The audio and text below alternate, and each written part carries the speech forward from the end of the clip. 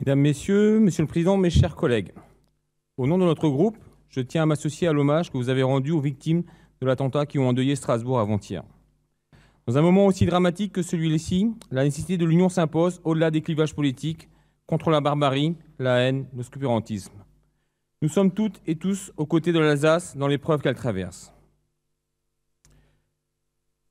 La terrible crise que traverse notre pays à travers les Gilets jaunes reflète une défiance politique, démocratique et fiscale sur fond de crise sociale et économique. Je tiens ici à condamner fermement tous les actes de violence qui ont été commis. Néanmoins, ces violences ne doivent pas nous faire oublier que partout, en France, en Bretagne, sur les ronds-points et les routes, des milliers de femmes et d'hommes se mobilisent pour faire entendre leur colère et leur souffrance. Oui, leur souffrance. Cette lutte des classes ressemble à la lutte des déclassés. Cette colère est un symptôme qui en dit long sur l'état de notre société. Il faut donc la traiter avec justesse et sans arrogance. Certains analystes politiques soulignent les revendications contradictoires des Gilets jaunes, qui veulent à la fois payer moins d'impôts et bénéficier des services publics partout sur le territoire. Oui, partout sur le territoire. Mais au fond, est-ce si contradictoire? La France est le pays de l'OCDE où le niveau de prélèvement est le plus élevé. Et pourtant, le sentiment d'abandon domine. Les services rendus à la population, comme l'enseignement, la santé, la sécurité, se dégradent, alors que ces services sont indispensables aux plus fragiles. La vraie contradiction est peut-être là. C'est en tout cas ce que ressentent un grand nombre de nos concitoyens.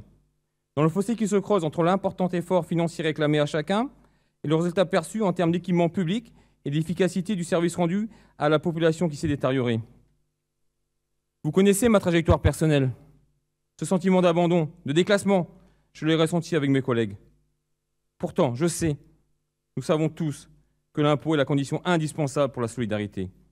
L'impôt, ce sont les services publics, et les services publics, c'est le capital de ceux qui n'en ont pas. Une société sans impôt est une société de prédateurs, sans règles ni éthique, où le puissant peut en toute impunité imposer sa volonté. C'est le retour de la jungle, dont personne, j'en suis sûr, ne veut dans cet hémicycle. Pour autant, l'acceptation de l'impôt suppose que l'on voit à quoi il sert, que l'on sache ce qu'il finance, et qu'il soit équitablement réparti entre l'ensemble des contribuables. Un impôt juste est un impôt compris. J'insiste sur ce dernier point, il est fondamental. L'article 13 de la Déclaration des droits de l'homme et du citoyen le précise avec clarté.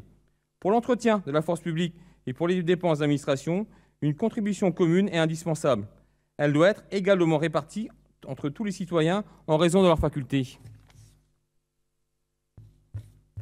Ce principe égal de répartition de l'impôt, la majorité de nos concitoyens ont aujourd'hui l'impression qu'il ne s'applique plus, ou en tout cas de plus en plus mal.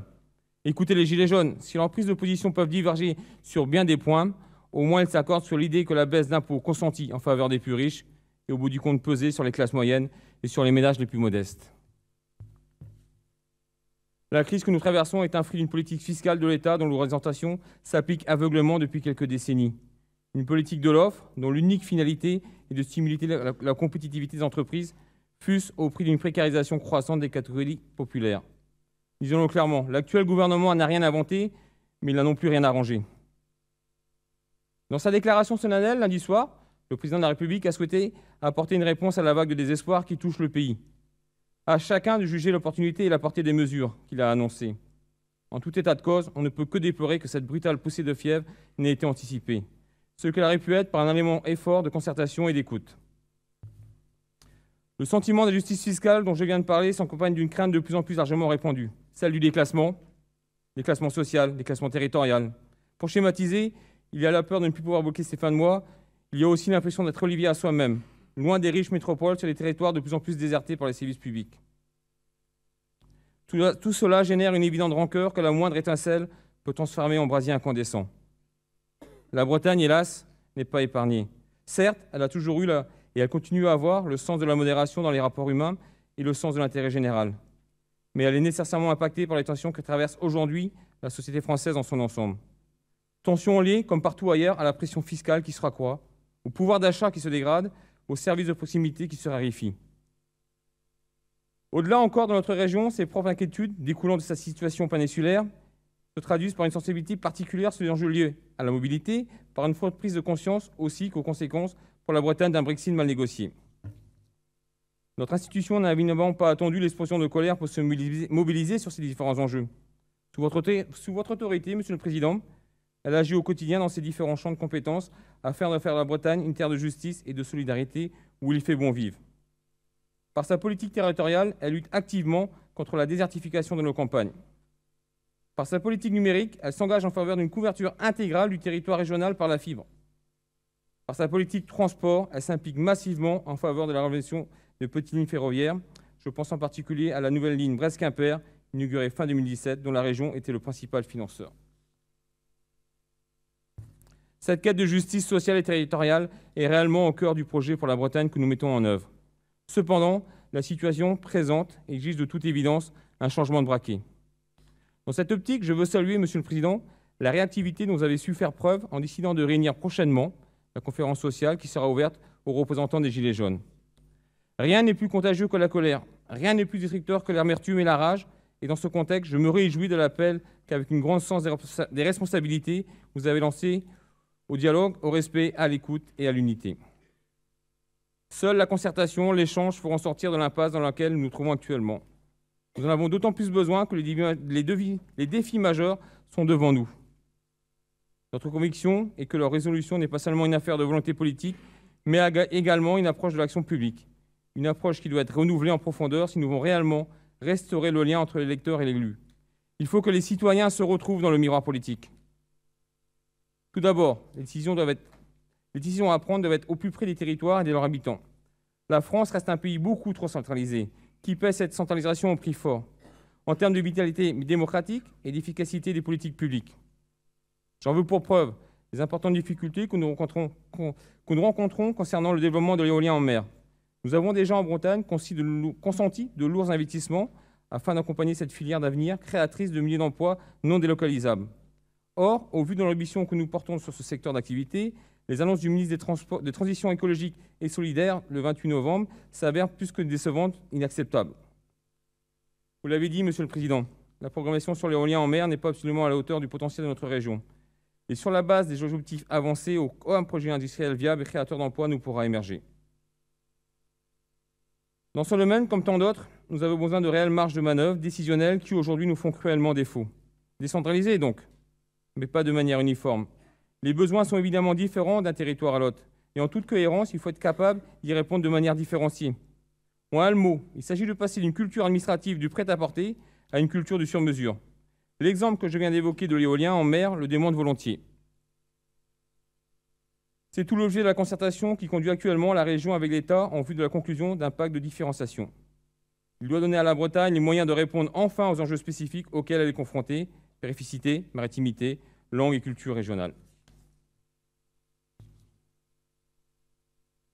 L'approfondissement de la démocratie de proximité constitue l'un des plus puissants antidotes à la crise de la représentativité que nous traversons. Mais à lui seul, il ne permettra sans doute pas de sortir de l'impasse institutionnelle dans laquelle la France s'est laissée enfermer dangereusement. Ce que je retiens du mouvement des Gilets jaunes, c'est aussi une aspiration à la dignité, une soif d'être écouté, d'être associé à la prise de décision publique. Il en va de l'électeur comme du contribuable. Tous deux refusent de payer un chèque en blanc. En conséquence, les pouvoirs publics doivent consentir un effort d'ouverture à la société par le biais d'une participation des citoyens et l'élaboration des politiques qu'ils mettent en œuvre. Nous devons repenser la démocratie par le biais, pourquoi pas, de l'introduction d'une dose de proportionnelle. L'électeur aspire à être un acteur véritable des décisions susceptibles d'avoir un impact sur son existence. Dans cette optique, je me réjouis, nous nous réjouissons, tous j'en suis sûr, du succès rencontré par la pétition réclamant l'organisation d'une consultation sur la réintégration de la Loire-Atlantique à la région Bretagne. Les organisateurs de la démarche sont parvenus à réunir dans le département plus de 100 000 signatures, ce qui constitue un bel espoir. Notre collectivité a toujours été favorable à ce processus de réunification, ainsi qu'en témoignent de nombreux vœux qu'elle a adoptés sur le sujet depuis 2004. Il en revient à présent au Conseil départemental de Loire-Atlantique de se montrer à la hauteur de cet enjeu historique. On peut évidemment compter sur la région Bretagne pour jouer tout son rôle dans cette histoire.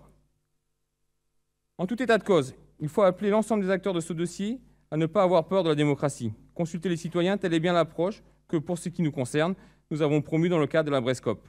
En invitant l'ensemble des Bretonnes et des Bretons à s'associer à cet ambitieux projet de construction de la Bretagne de 2040. Nous allons franchir durant cette session une nouvelle étape dans la mise en œuvre de son chantier d'envergure avec la présentation des objectifs poursuivis. Le constat qui s'impose est qu'on est toujours plus fort lorsqu'on bâtit ensemble. Cette nouvelle approche de l'action publique est sans doute la réponse la plus appropriée à la grasse crise que traverse notre pays. C'est en tout cas celle qu'en Bretagne, nous entendons mettre en œuvre en 2019 et les années suivantes. Pour conclure, Monsieur le Président, quand je vois certaines organisations politiques profiter de la colère pour en faire leur fonds de commerce, je dirais simplement, lorsqu'on est malade, ce n'est pas le croque-mort qu'on va voir, mais le médecin. Alors, n'oublions jamais que la diversité est une force si nous voulons bien prendre le temps de l'entendre et de la comprendre. Et qu'au contraire, la division est un poison qui ne sert l'intérêt que de quelques-uns à leur seul et unique avantage. C'est pour cela que pour construire la Bretagne de demain, il nous faut savoir écouter le peuple. Et mes chers collègues, n'oublions jamais, nous sommes tous ici du peuple. Je vous remercie.